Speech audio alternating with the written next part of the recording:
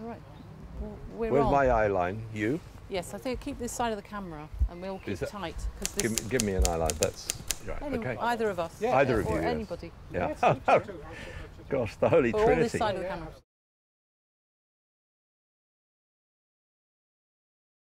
And we offered the Michael Parkinson part to a very, very well-known and very distinguished figure in television who turned it down for the most interesting reason, I think, because he loved it. He thought it was a marvellous script, marvellous project. But he said in real life, the BBC would never ask me to do this if it was a documentary. It'll give the game away if I do it. It's out of character. He was completely right. My boss at the time, the controller of BBC One, Jonathan Powell, was very dismayed by this, but he was soon undismayed because I unveiled to him that it was going to be Michael Parkinson.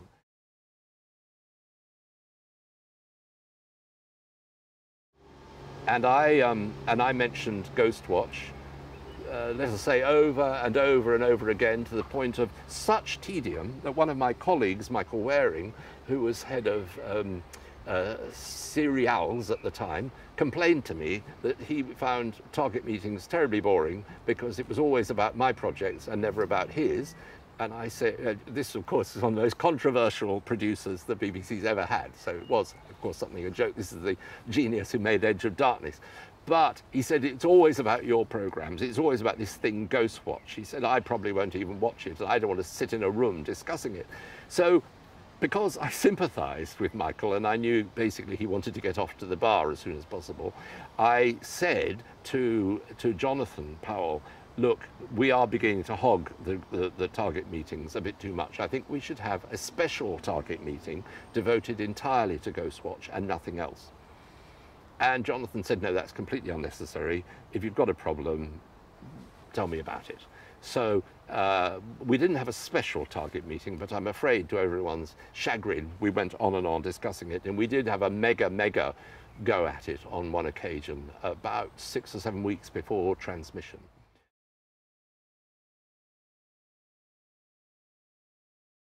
One of the problems with Ghostwatch is that it was too brilliantly written, directed, and acted.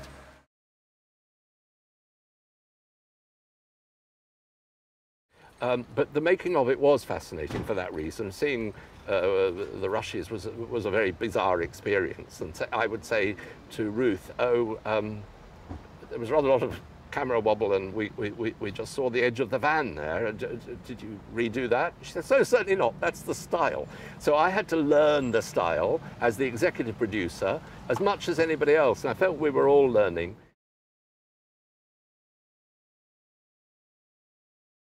I thought it was really going to be scary. And we're endlessly talking about how to make it more frightening. And I remember it seemed original at the time, that it's commonplace now, but we brought in, if I remember rightly, Leslie would know this better than me, but we brought in a sound designer from the film industry and showed him, because what gutted me as an executive producer was that we couldn't lay music all over it. And it was so difficult to break your own rules. But the sound designer was very clever and managed to enhance the sound. And I remember there must have been lots of things that happened, but one I remember clearly was he said, it's in Parkinson's in a television studio and the sound man is on a boom platform, isn't he? And we all said yes. And he said, well, what if he dropped a spanner? What if he dropped something from his pocket or something noisy onto the platform? We've got to dream up things that could really happen in the making of a documentary, but are scary as hell as well. So we put in things like that, not I put in things, but Leslie and Ruth Baumgarten put these things in as they were kind of dreamed up and enhanced them. Of course, now, 20 years later, it would be very commonplace to do this kind of thing. But you have to remember this was 1992. People were not doing that kind of thing. I'd never heard of a sound designer working on a BBC a television drama ever before.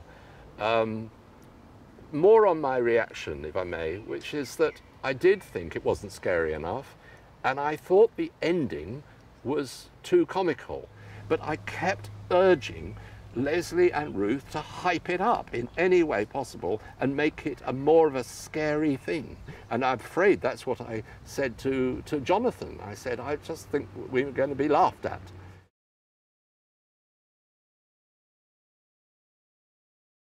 We hadn't the slightest premonition that everybody would take it so seriously.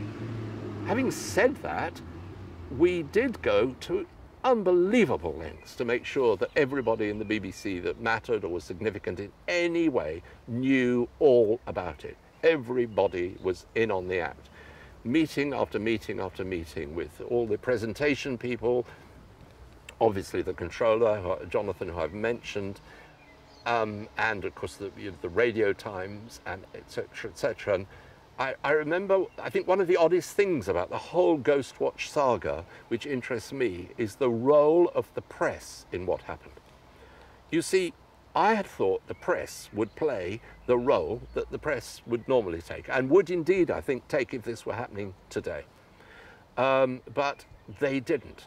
And clue after clue after clue was thrown in the direction of the media, and they never picked it up. For example, there's a big event, or was then, called the drama launch at BAFTA every year. Mark Shivers was head of drama. He was deeply involved. He's sadly no longer with us, but he was deeply involved in it, knew everything that was going on, and he announced it at the drama launch. In fact, we had a bit of a tiff about it because I didn't want him to say too much, because it was my baby, and I had a launch coming up a few weeks later, and I said, I don't want you stealing my thunder. I got this wonderful little mystery thing called Ghostwatch, and I persuaded him, luckily I persuaded him not to mention Michael Parkinson being in it. I said, you've got to leave me some crumbs for my launch. And indeed, when it came to my launch, we had, if I remember, in our brochure, we had the project mentioned, but I think I actually unveiled the participation of Michael Parkinson and Sarah Green, but particularly Michael Parkinson at that occasion. We're now only a few weeks off transmission when I'm saying now, and I thought that when we went into the bar afterwards, I would be surrounded by not the usual suspects like Screen International or Broadcast. I thought I would be surrounded by the tabloids saying, Michael Parkinson in a drama? What is all this? What is it? What's happened?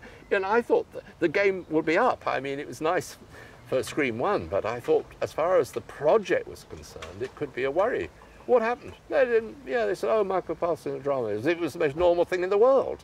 And so that didn't happen, and this went on and on and on. And then the Radio Times and TV Times came out, and TV Times had it on their cover, and Radio Times gave it massive publicity, and all over that it said Screen 1. I think Stephen's name was mentioned as the writer. This is a live documentary, outside broadcast. You don't usually have a writer's name up there. So endlessly we felt that we were telling the world what we were doing. Were we crafty? A little bit crafty at times, but I don't think we crossed any lines. And then, as I say, everybody was in the know. Everybody knew about it. Tapes, VHS tapes, it was in those days, of course. VHS tapes were flying all over the place to anybody who needed to know about it.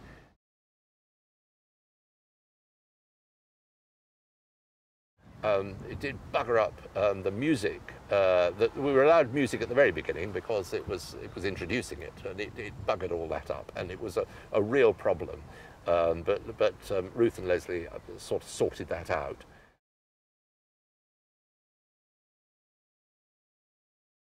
What happened? I mean, let me tell you about my first ever programme review that I went to, because I was nervous as anything, and I'd done a drama that I thought was utterly brilliant, and it was a man who I didn't know who he was. He turned out to be the head of documentaries, I think, lashed into it and said it was a terrible piece of work, and I was really gutted. I didn't know how to handle this. I sort of tried to defend it in my pathetic way. And then when the meeting ended, the head of religion at the time came up to me and said, "Oh, Richard, you look a bit gloomy. Don't worry about that. That sort of thing happens all the time." And he mentioned this man's name, and he said, "Let me tip you off about something. He's got a massive new series starting in 4 weeks, so you can get your revenge then." And he was head of religious programs. He was a lovely man, but I loved being tipped off by a clergyman on how to thoroughly put the boot into the head of documentaries. So by the time Ghostwatch came along, luckily I knew what the drill was, and I probably marked Ruth's card about it as well. And that's how it is. The BBC, as everybody knows, is a very, very highly political organisation, and you know, if you can't stand the heat, you've got to get out of the kitchen anyway. So I kind of didn't mind. Going back to programme review for a moment, I remember one of my early ones, Tony Garnett, a noted BBC troublemaker now and then and every time, got himself into terrible trouble because he was being attacked for something that he'd made, for being an irresponsible bit of fiction. And he said, if you want irresponsible fiction, turn on the BBC 6 o'clock news any night. Well, you can imagine what effect that had on these very, very po-faced, serious news people who think they're God Almighty in television, and the idea of a mere drama man daring to question the veracity of the news. But of course now we're in the age of Facebook, Twitter, instant news, super injunctions that are meaningless. We, the world, the public, are beginning to realise that something is a news story only if there are pictures. You know, if there were no pictures of a Japanese tsunami, as somebody I read the other day said, it would be tucked away on page 17 of the Daily Mail. But there are pictures, there is something to latch onto. So news values are questionable anyway. I know we're here to talk about Ghostwatch, not news values, but I'm trying to sort of weave the two things in together because I think they are capable of being woven together.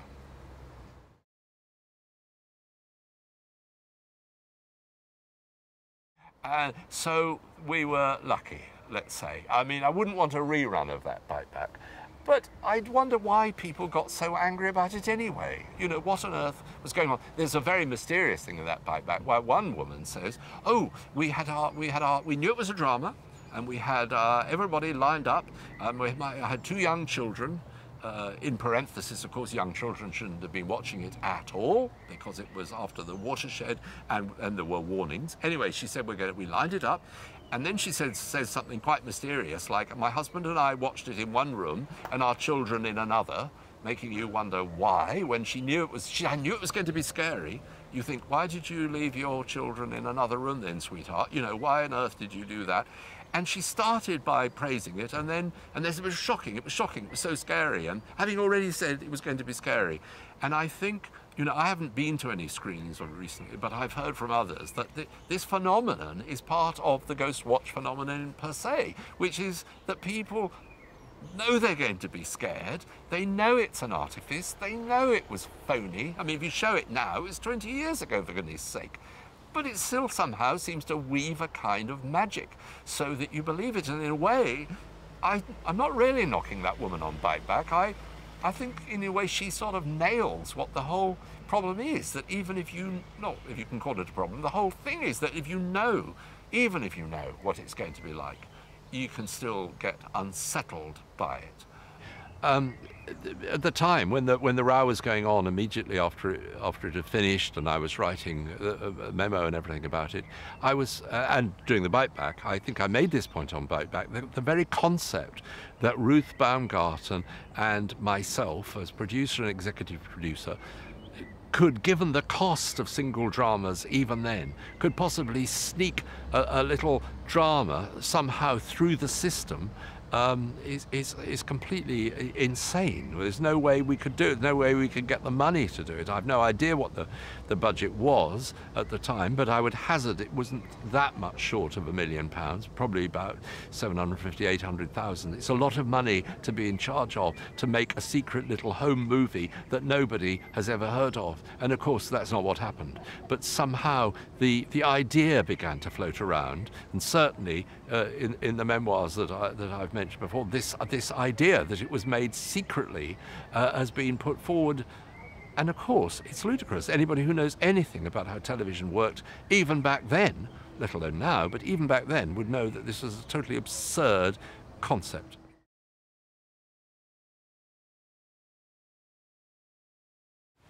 Well, it's what's that old saying about, you know, success has many fathers and truth is an orphan. We were caught up a little bit after the transmission, those of us who had made it, but suddenly turning around and finding all the people who'd known all about it and every detail of it were somewhere in the middle distance.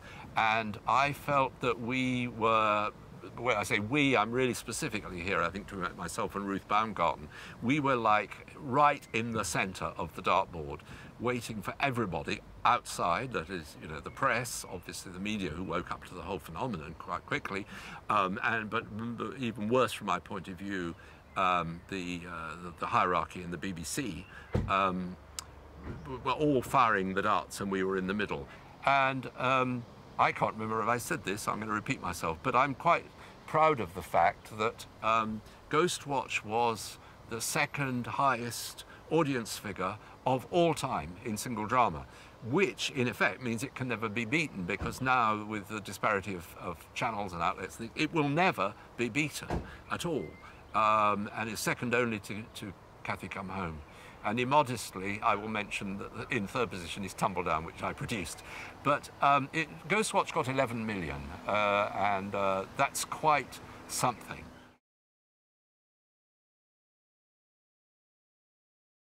The viewing figures were spectacular by anybody's standards, and what is mysterious about it is that most broadcasters would give their eye teeth for viewing figures like that. And that was true of the BBC at the time. They were obsessed with them now, but they were obsessed with them then, and quite rightly so. And what is so peculiar is that they weren't shouting from the rooftops, "We have made this spectacularly successful thing called Ghostwatch." And indeed, they never did. This is the strange thing looking back on it. This is the programme that was never made. It's a programme that was an aberration. They have never repeated it. I admit a repeat would be a complicated thing to do, but it would be very interesting to repeat it in context, explain to the viewers what it was, invite them to get excited all over again. It must be the only television programme in history that got 11 million viewers and has never been repeated. And it's a complete scandal. It's completely ridiculous. It should be celebrated by them on Halloween not every year, but every now and then. They should be screening it on Halloween and having fun with it. I mean, they made it, they paid for it, you know, but it's the programme they never made, you know, and even in their memoirs, it gets, you know, a couple of paragraphs of dismissive, inaccurate stuff, and then they move on to how brilliant it was to have lunch with Bruce Forsyth one day, which is not as interesting as Ghostwatch if you're trying to write television history seriously, and if you've once been a senior broadcasting figure. I am, of course, not thinking of anybody in particular here, but it's ludicrous the whole way. We didn't make Ghostwatch. It never happened. It was invisible. There is someone writing the official history of the BBC at the moment, but they don't get as far as Ghostwatch, so that will be for the next volume, where all the people who made Ghostwatch will probably be long gone by then, or long gone in the head anyway, and so it will be very difficult to sort of get accurate memories of it for the future. It's the invisible programme, and how ironical that it's a programme about ghosts that is itself a ghost. The programme's a ghost as much as Pipes.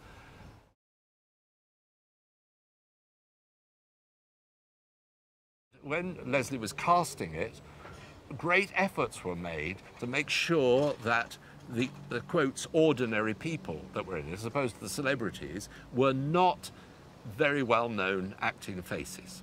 And I was told this, so it's a bit second-hand, but Ruth told me that they'd been asked to do all they could not to appear on television, because we knew the transmission date, not to appear on television like the week before. And there was quite a flurry, because Ruth got worked up, and I don't know whether Leslie did or not, but about the fact that one of the actors in it was in Casualty or whatever just a bit beforehand, and we all thought, oh, doom and gloom, this is going to be absolutely terrible. They're all going to sit there saying, you know, there's that woman off Casualty who's pretending to be a housewife in Ruislip or wherever it was. But all the things that we worried about didn't bite us in the bum, and the things that we had thought were nothing, they were the ones that jumped up and shocked everybody. So it just shows it's all terribly unpredictable. And looking back on it, at the end of my memo that I sent to Will Wyatt, I did say I think absolutely nobody is to blame, if blame is the word, for what happened. I said I think it was unforeseeable, the furore, and I believe that to this day.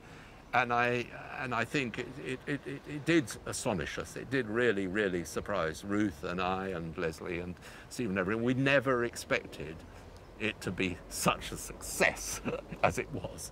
If you can call it a success, I can.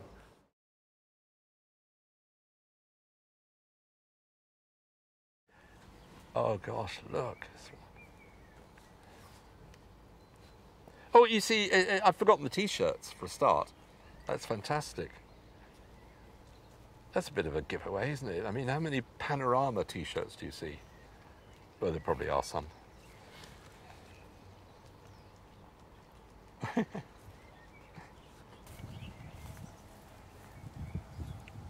Oh, Parky was extraordinary, wasn't he? He really was marvellous. Absolutely marvellous. So languid, so bored.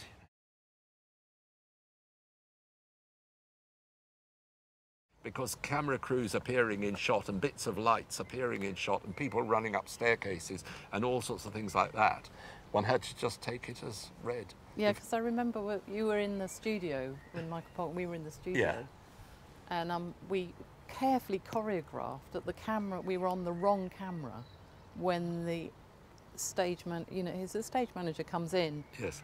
It's whispering into. Yes. So it was all choreographed and it was on camera, and we explained to you that it was all on purpose, and you were thrilled to bits. When it was explained to me, I was thrilled to bits. Yeah, I had to be led through it. I mean, it is amazing, isn't it, to have to, you must have found this yourself. I mean, throwing so much of your technique that you think you've learnt and honed over the years, having to just chuck it out the window and break all the rules of making drama. I'd love to do it again. I really would. Ghostwatch too. You heard it here first.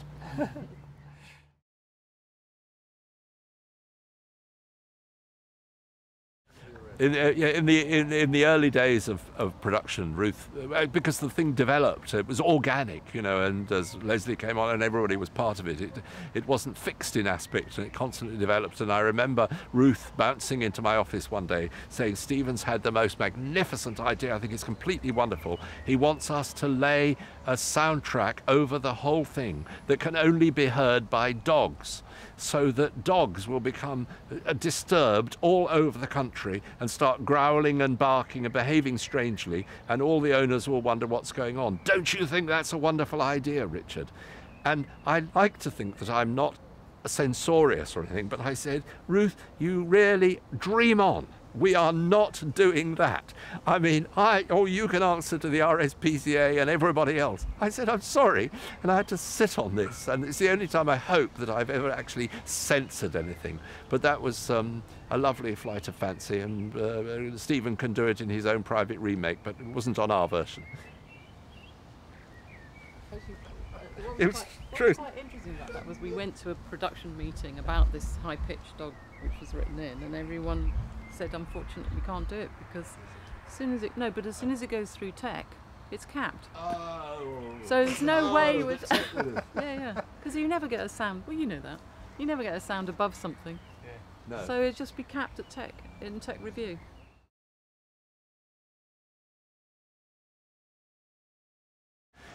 In personal terms, it took me right back to my very early days in television, 20 years before that probably, when so much was on tape, and pioneering directors, people like, in those days, Alan Bridges and others, and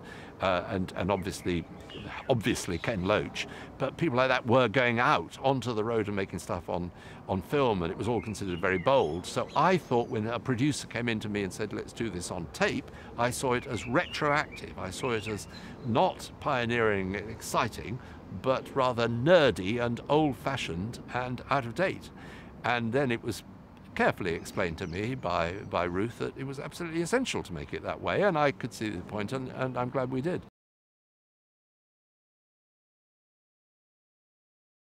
I must be very careful because I can't remember the details. This was close on 20 years ago. But my card was marked by a BBC executive of a kind who took me aside and said, I think you should stop pushing Ghostwatch so hard for this award, Richard, as it's never going to get it. And I said, why not? He said, I don't think the BBC are altogether happy with the idea that, that Ghostwatch could win a BAFTA because they don't want anybody reminded of Ghostwatch.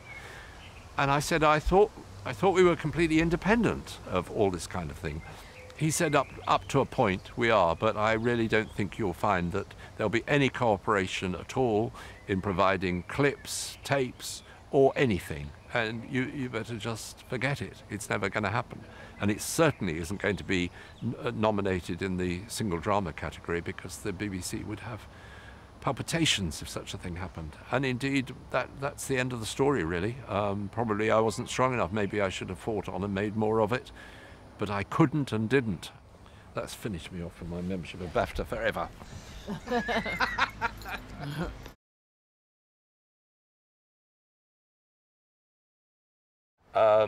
And I think, looking back after all this time, I am extremely proud of Ghostwatch. I think it was a pioneering piece of work. I think Stephen Volk is a genius to have thought of it and to actually done it. It's terribly easy to think of something and then cock it up, but not at all. And Leslie Manning's direction is absolutely fantastic. And Michael Parkinson astonished me. He astonished me, and part of the reason that I had thought that I was terrified when I was talking to Jonathan about people thinking it comical or boring was because Michael Parkinson keeps telling you how nothing's happening, which as a drama man, of course, that goes against all your instincts. If you can imagine Hamlet walking onto the stage and saying, right, you've got a pretty dull 3 hours ahead of you, I can tell you, you know, the audience would empty from the stalls. And in a sense, that's what happens in Ghostwatch. Parkinson clearly is cynical. He doesn't believe it. He thinks the whole thing's a waste of time. He's playing himself in a way that I would doubt that many people could do. And that's he's a major part of its success, was the extraordinary performance that he gives as a very bored Michael Parkinson wondering what the hell he's doing there. And the cynicism that is built into the programme by Stephen's script is so clever because it throws you off the scent. It genuinely makes you think that nothing is going to happen. And of course, when it does, it's remarkable. And the thing that has always amazed me is all these people finding all the appearances of pipes and competitions virtually on the internet to find another appearance, probably ones that Leslie never even dreamed of are in there now. You know, it's a bit like relics of the True Cross, isn't it? You know, or the Christ's fingernail. There are more fingernails out there than he ever had fingers, and it's a bit like that with pipes. You know, there are more appearances than anybody ever thought that there were. I think for a moment I've run out of steam.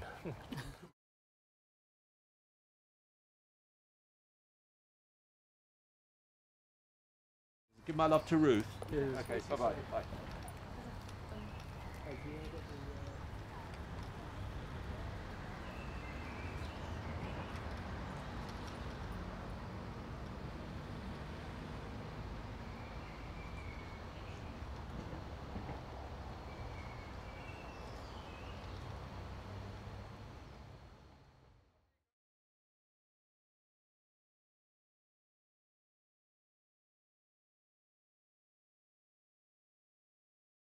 Yes, I mean, the viewing figures were extraordinary. 11 million for Ghostwatch, and this can never be repeated because of the huge number of channels that we now have on television. I mean, the only kind of event I could think of that could possibly attract 11 million, and maybe it wouldn't be a drama, would be Simon Cowell taking his clothes off very, very slowly for 90 minutes. That might possibly get you your 11 million. Whether it would count as a drama, I don't know. It's not the funniest joke of all time, but I did say it.